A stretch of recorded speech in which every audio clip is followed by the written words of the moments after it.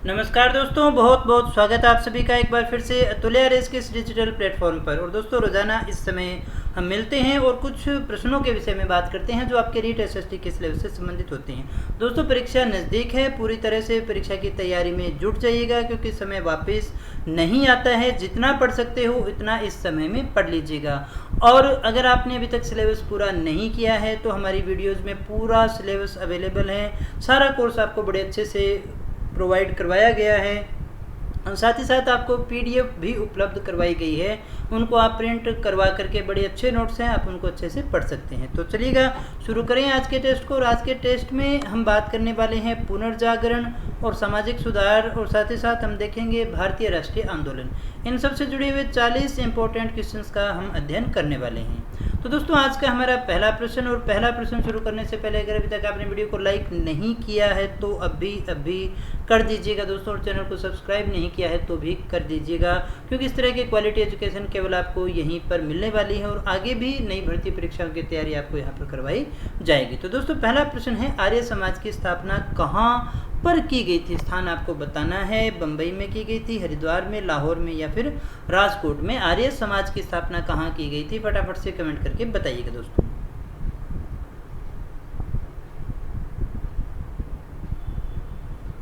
तो दोस्तों, हमारा जो सही आंसर है वो है नंबर 1। कहाँ की गई थी दोस्तों? बम्बई में की गई थी। आर्य समाज की स्थापना कहाँ की गई थी? बम्बई में। इसके बाद में दोस्तों अगला हमारा प्रश्न है, नव हिंदूवाद के प्रणेता किसे माना जाता है? दोस्तों, ये आपको बताना है। नव हिंदूवाद के प्रणेता हम किसे मानते हैं? ऑप्शन है आपके पास में दयानंद सरस्वती, राजा राममोहन राय, विवेकानंद या फिर रामकृष्ण परमहंस। दोस्तों, क्या है हमारा सही आंसर? फटाफट से कमेंट करके बता दीजिएगा।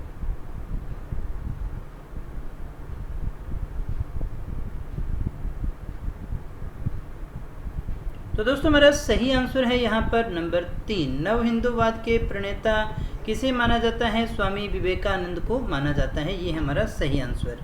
तीसरा हमारा प्रश्न है, सत्यशोधक मंडल की स्थापना किसके द्वारा की गई थी? ज्योतिबा फूले, एमजी रानाडे, गोपाल हरि देशमुख या फिर आत्माराम पांडुरंग। किसके द्वारा स्थापना की गई थी सत्यशोधक मंडल की? क्या है सही आंसर दोस्तों? फटाफट से कमेंट करके बताइएगा। तो दोस्तों, सही आंसर हमारा यहाँ है नंबर 1, ज्योतिबा फूले। ये हमारा सही आंसर है। आगे बढ़िएगा दोस्तों, चौथे प्रश्न की बात करते हैं। महाराष्ट्र में महिला आर्य समाज की स्थापना किसने की थी? एनी बेसेंट, भगिनी निवेदिता, पंडिता रमाबाई या फिर सरोजनी नायडू। महाराष्ट्र में महिला आर्य समाज की स्थापना किसके द्वारा की गई थी? एनी बेसेंट, भगिनी निवेदिता, पंडिता रमाबाई या फिर सरोजनी नायडू। क्या है दोस्तों हमारा सही आंसर? फटाफट से कमेंट करके बताइएगा। तो दोस्तों, सही आंसर हमारा वो है नंबर 3, पंडिता रमाबाई जो है महिला आर्य समाज की स्थापना इनके द्वारा महाराष्ट्र में की गई थी। भारतीय मुसलमानों में अलीगढ़ आंदोलन का मुख्य उद्देश्य क्या था? इनमें से आपको बताना है। हिंदू मुस्लिम सद्भावना, भारतीय मुसलमानों में सामाजिक धार्मिक सुधार करना, मुसलमानों तथा अंग्रेजों के बीच मैत्री भावना को दृढ़ करना या फिर भारत में नवोदित राष्ट्रीयता को बल देना। क्या है सही आंसर? अलीगढ़ आंदोलन का मुख्य उद्देश्य क्या था दोस्तों? फटाफट से कमेंट करके बता दीजिएगा ताकि हम देख सकें हमारा सही आंसर क्या है। तो दोस्तों, सही आंसर हमारा वो है नंबर 3।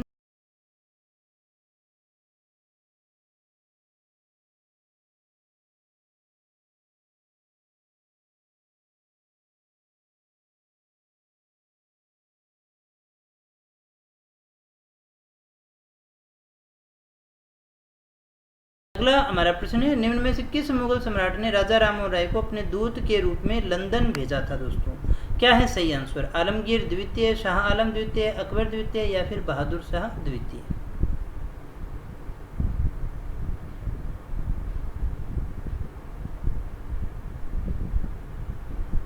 सही आंसर दोस्तों हमारा वो है नंबर 3। किसने भेजा था? अकबर द्वितीय ने राजा राममोहन राय को अपने दूत के रूप में लंदन भेजा था। अगला हमारा प्रश्न है, निम्न में से किनके सुझाव पर दयानंद सरस्वती ने सार्वजनिक भाषणों में संस्कृत के स्थान पर हिंदी का प्रयोग करना आरंभ किया था? दोस्तों, किसके सुझाव पर? केशव चंद्र सेन, अक्षय कुमार दत्ता, द्वारकानाथ गांगुली या ईश्वर चंद्र विद्यासागर?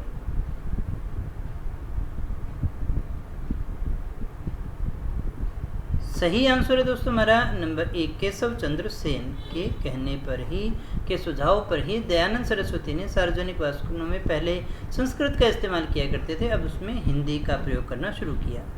विधवा पुनर्विवाह के प्रति किस सुधारक ने प्रमुख योगदान दिया था? विधवा पुनर्विवाह के प्रति किसने योगदान दिया था? देवेंद्रनाथ टैगोर, ईश्वर चंद्र विद्यासागर, राजा राममोहन राय या फिर स्वामी विवेकानंद?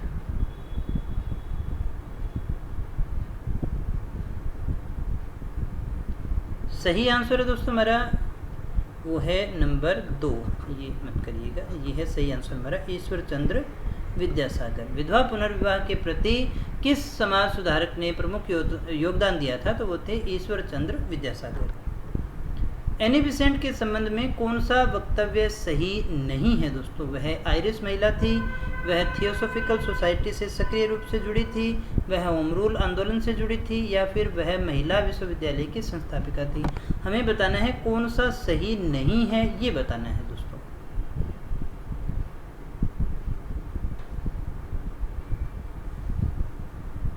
सही आंसर हमारा नंबर 4, ये कथन हमारा गलत है, ये सही नहीं है। बाकी चीज़ें हमारी सही हैं, यानी आयरिश महिला थी, थियोसोफिकल सोसाइटी में भाग लिया था, होम रूल आंदोलन से जुड़ी हुई थी।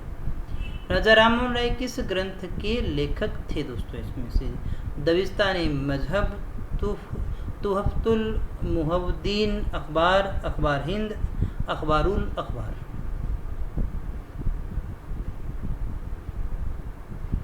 चेक करिएगा दोस्तों, सही आंसर हमारा नंबर 2 है।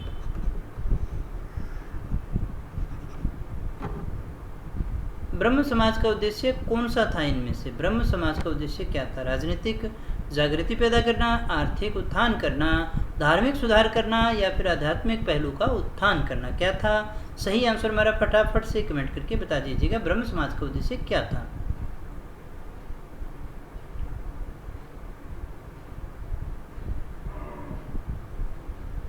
तो दोस्तों सही आंसर हमारा नंबर 3 धार्मिक सुधार करना, ये हमारा सही आंसर था और यही जो है ब्रह्म समाज का उद्देश्य था। अगला प्रश्न देखिएगा, कौन सा कथन सत्य है? इनमें से सत्य कथन कौन सा है? ब्रह्म समाज आंदोलन ने एकेश्वरवाद पर बल दिया, गुरु की महत्ता पर जोर दिया, जाति व्यवस्था को मजबूत किया, सती प्रथा का समर्थन किया। ध्यान दीजिएगा दोस्तों, यहाँ पर आपसे सत्य कथन पूछा जा रहा है, इनमें से सही कौन सा है वो बताना है।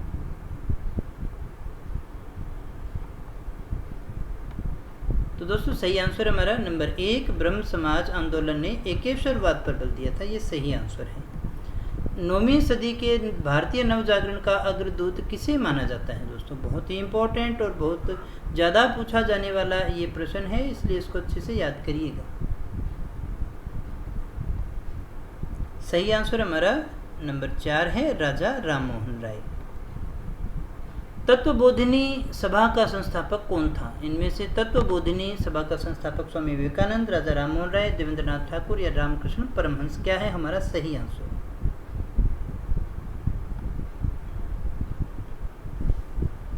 तो दोस्तों सही आंसर हमारा है नंबर 3 देवेंद्रनाथ ठाकुर। किसने कहा था एक जाति एक धर्म और एक ईश्वर? ये किसके द्वारा कहा गया है? चैतन्य महाप्रभु, नारायण गुरु, रामकृष्ण परमहंस या फिर रामानुज?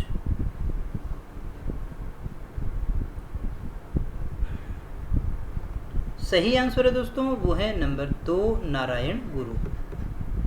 नेक्स्ट क्वेश्चन है अपना, अणुव्रत आंदोलन के प्रणेता इनमें से कौन है? दयानंद सरस्वती, विवेकानंद, केशव चंद्र सेन और आचार्य तुलसी?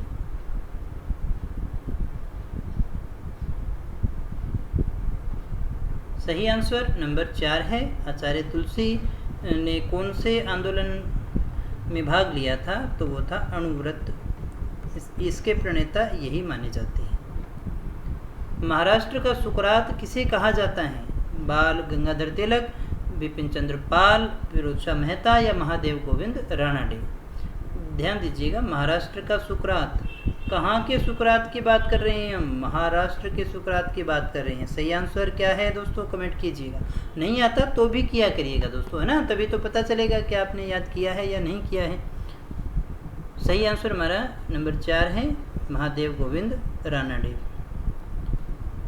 भारत में 19वीं सदी का पुनर्जागरण किस वर्ग तक सीमित था, ये आपको बताना है। राजसी वर्ग, उच्च मध्य वर्ग, धनी किसान या फिर शहरी भूस्वामी।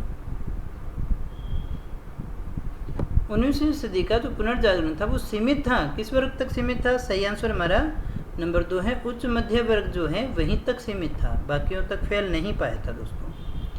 देवबंद आंदोलन से जुड़े उस विद्वान का नाम बताइए जिन्होंने स्वतंत्रता आंदोलन में भी महत्वपूर्ण भूमिका निभाई थी।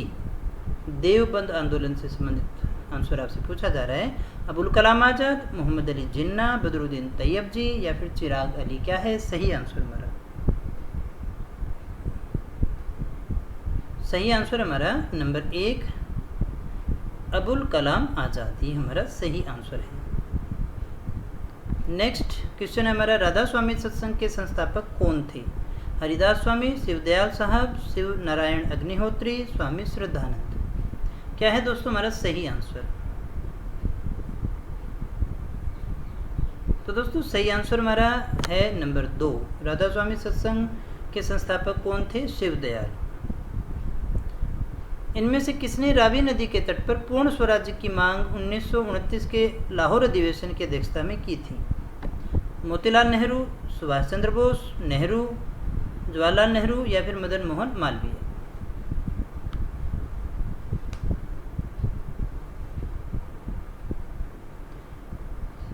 सही आंसर है दोस्तों हमारा नंबर 3 जवाहरलाल नेहरू। अध्यक्षता किसकी थी उस समय? जवाहरलाल नेहरू की थी। भारत छोड़ो आंदोलन का संकल्प किस शहर में पारित किया गया था? बॉम्बे, कलकत्ता, मद्रास, लखनऊ।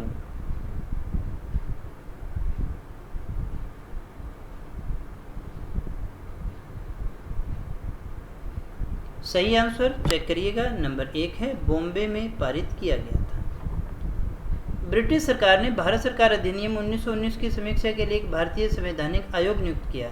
इसे किस नाम से जाना जाता है? Simon commission, Hunter commission, Albert या फिर क्रिप्स मिशन। 1919 का जो भारत सरकार अधिनियम था उसकी समीक्षा के लिए एक संवैधानिक आयोग की नियुक्ति की गई थी, उसका नाम आपको बताना है दोस्तों। तो सही आंसर हमारा इसका है नंबर 1, उसका नाम था Simon commission. Next question, Bharat छोड़ो आंदोलन के दौरान किस स्थान पर समानांतर सरकार नहीं बनी थी, ये बताना है दोस्तों। भारत छोड़ो आंदोलन के दौरान समानांतर सरकारें बनी थी, कहाँ नहीं बनी थी आप फटाफट से कमेंट करके बता दीजिएगा। तो दोस्तों सही आंसर हमारा नंबर 4 जयपुर। तो दोस्तों एक और बात मैं आपसे कहना चाहता हूँ कि रोजाना आपको 2 से 3 टॉपिक आजकल दिए जा रहे हैं और कम से कम इतना आप बड़े अच्छे से याद कर सकते हैं दोस्तों। मतलब जितना सिलेबस 24 घंटे में आपको याद करने के लिए दिया जाता है वो काफ़ी कम है, उससे ज़्यादा भी आप पढ़ सकते हैं, लेकिन इतने से भी अपने अगस्त से पहले सारा सिलेबस पूरा कर लेंगे अगर आप इसी शेड्यूल के हिसाब से मेरे साथ चलते रहते हो तो भी। लेकिन उसमें से कुछ भी छोड़ना मत दोस्तों। छोटे छोटे टॉपिक होते हैं डेली के, तो उन टॉपिक्स को बड़े अच्छे से याद कीजिएगा, क्वेश्चन करने की कोशिश कीजिएगा, क्लासेस देख सकते हैं। 24 घंटे में आप बहुत सारा समय होता है, अब तो आपको रुकना भी नहीं है ना, पूरी तरह से आपको परीक्षा की तैयारी में ही डूबना है, तो फिर ज़्यादा से ज़्यादा समय दे करके उस टॉपिक को तैयार कीजिएगा, क्योंकि वास्तव में कंपटीशन इस बार बहुत अच्छा होने वाला है, क्योंकि बच्चों की तैयारी बहुत ही शानदार है दोस्तों, है ना। तो चलिएगा अगले प्रश्न की बात कर लेते हैं। अगला हमारा प्रश्न है, ज्योतिबा फुले के संदर्भ में कौन सा कथन सत्य नहीं है? दोस्तों जितना पढ़ेंगे, जितना बार बार चीज़ों को दोहराते रहेंगे, उतनी ही जो है कंठस्थ होते चले जाएंगे और परीक्षा में कॉन्फिडेंस भी होगा और उसका फ़ायदा भी आपको मिलने वाला ही है ना दोस्तों। तो फिर जी जान से लगे रहिए जिस तरह से अभी तक लगे हुए हैं दोस्तों, उसमें किसी प्रकार की कोई कमी मत करना ना। सही आंसर आप बता दीजिएगा, पढ़ लिया होगा अभी तक, चेक कर लें। सही आंसर है आपका नंबर 2। वे महात्मा गांधी के हरिजन सेवक संघ के कट्टर समर्थक थे, इसलिए सत्य नहीं है, बाकी सारे सही हैं। भगत सिंह और बीके दत्त ने किस विधेयक एक्ट के विरोध में 8 अप्रैल 1929 को केंद्रीय विधानसभा में बम फेंका था, ये आपको बताना है। रोलेट एक्ट, जन सुरक्षा विधेयक, वुड्स बिल या फिर इनमें से कोई नहीं। सही आंसर है दोस्तों हमारा वो है नंबर 2 जन सुरक्षा विधेयक, ये हमारा सही आंसर है। इसी के विरोध में केंद्रीय विधानसभा में बम फेंका गया था। 1947 के भारतीय राष्ट्रीय कांग्रेस के दिल्ली अधिवेशन की अध्यक्षता किसने की थी दोस्तों? कृपलानी, राजेंद्र प्रसाद, अबुल कलाम आज़ाद या फिर जवाहरलाल नेहरू?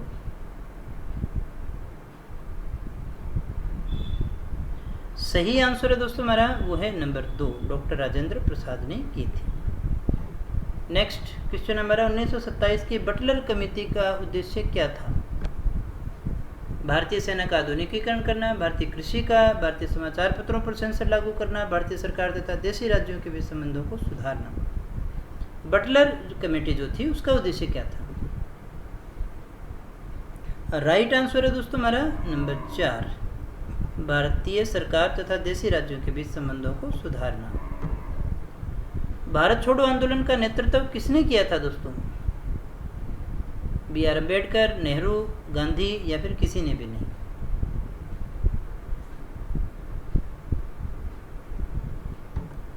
सही आंसर है दोस्तों नंबर 4, किसी ने भी नहीं किया था। यह स्वतः संचालित था, है ना। इसका नेतृत्व किसी एक व्यक्ति के हाथ में नहीं था। साइमन कमीशन के बहिष्कार का मुख्य कारण क्या था? उम्मीद करता हूँ ये क्वेश्चन आप सभी का सही होगा, बहुत बार आपने पढ़ा भी होगा। इसका समय से पूर्व नियुक्ति की गई थी, सभी सदस्य अंग्रेज थे, लिबरल पार्टी का सभापति था, गांधी का असहयोग आंदोलन उस समय चल रहा था। सही आंसर है दोस्तों वो है नंबर 2, इसके सभी सदस्य अंग्रेज थे, इसलिए इसका बहिष्कार भारतीयों के द्वारा किया गया था। भारतीय राष्ट्रीय कांग्रेस की स्थापना के समय कौन वायसराय था इनमें से? कैनिंग, डफरिन, मेयो या फिर लिटन?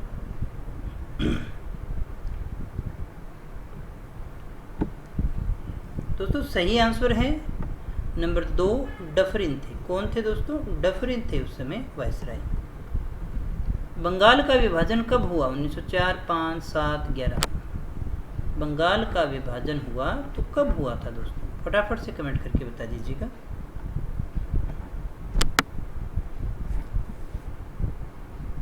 सही आंसर दोस्तों वो है नंबर 2, 1905 में हुआ था। बंग भंग जिसे हम कहते हैं, याद रखिएगा दोस्तों, इस तारीख को सबसे ज़्यादा आती है परीक्षा में। स्वराज्य मेरा जन्मसिद्ध अधिकार है, ये किसने कहा था? सुभाष चंद्र बोस, गांधी, अरविंद घोष, बाल गंगाधर तिलक? सही आंसर दोस्तों नंबर 4 है, बाल गंगाधर तिलक ने कहा था। अगला हमारा प्रश्न है, भारतीय परिषद अधिनियम 1909 का सर्वग्राह्य नाम क्या है दोस्तों? न्यायपालिका अधिनियम, मार्ले मोंटेग्यू चेम्सफोर्ड संसद अधिनियम या फिर मार्ले मिंटो सुधार? भारतीय परिषद अधिनियम 1909 का सर्वग्राह्य नाम क्या है? राइट आंसर है दोस्तों वो है इसका नंबर 4, मार्ले मिंटो सुधार कहा जाता है 1909 के अधिनियम को। नेक्स्ट क्वेश्चन है, भारतीय इतिहास में 1912 का ऐतिहासिक महत्व क्या था? बंगाल विभाजन, गांधी जी की मृत्यु, राजधानी को कोलकाता से दिल्ली स्थानांतरित किया गया था या फिर इनमें से कोई नहीं?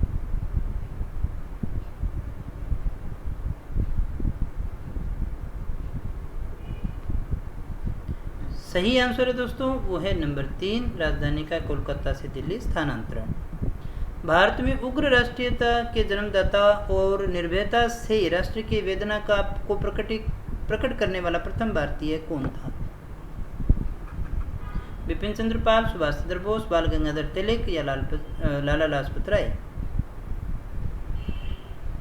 सही आंसर दोस्तों वो है नंबर 3, बाल गंगाधर तिलक थे, उग्र राष्ट्रवाद के जनक। बंगाल विभाजन के तुरंत बाद कौन सा आंदोलन आया था? असहयोग, सविनय अवज्ञा, स्वदेशी या फिर गदर आंदोलन?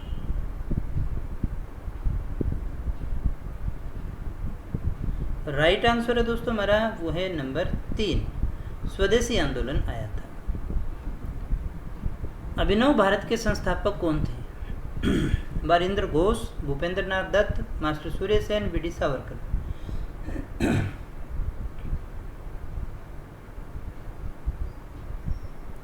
सही आंसर है दोस्तों नंबर 4, कौन था? वी डी सावरकर अभिनव भारत के संस्थापक थे। भारतीय राष्ट्रीय कांग्रेस के सत्रों में से किसमें गांधी जी ने अध्यक्षता की थी?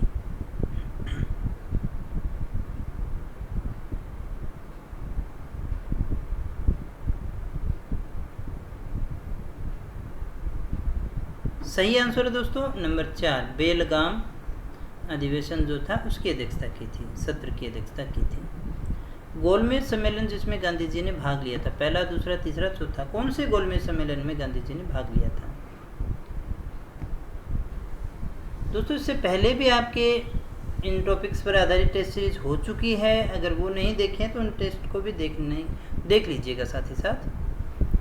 सही आंसर हमारा यहाँ है नंबर 2। तो दोस्तों ये थे हमारे आज के प्रश्न। उम्मीद करता हूँ आप सभी ने इनको अच्छे से किया होगा, आप सभी के सही भी होंगे और दोस्तों आपकी तैयारी भी अच्छे से चल रही होगी। कल आपको याद करना है भारतीय संविधान का निर्माण कैसे हुआ, भारतीय संविधान की विशेषताएं और उद्देशिका। अगर आपने इनका वीडियो नहीं देखा है तो अवेलेबल है, प्लेलिस्ट का लिंक आपको डिस्क्रिप्शन में मिल जाएगा। ये सारे टॉपिक अच्छे से देख लीजिएगा, लगभग 1.5 से 2 घंटे में आपके ये सारे टॉपिक हो जाएंगे दोस्तों। इतने अच्छे से इतने कम समय में आपको करवाए गए हैं। उसके बाद में आप टेस्ट की तैयारी कर सकते हैं और उम्मीद करता हूँ सारे प्रश्न आपके कल सही होंगे दोस्तों। और दोस्तों आप हमारी डेली टेस्ट सीरीज़ को ज्वाइन करना चाहते हैं जो कि फ्री है रीड के लिए, तो आप हमारी एंड्रॉयड एप्लीकेशन को डाउनलोड कर सकते हैं। मिलते हैं दोस्तों नेक्स्ट वीडियो में कुछ और नए प्रश्नों के साथ, कुछ और नई जानकारी के साथ। तब तक यूँ ही बने रहे हमारे साथ। Thank you very much.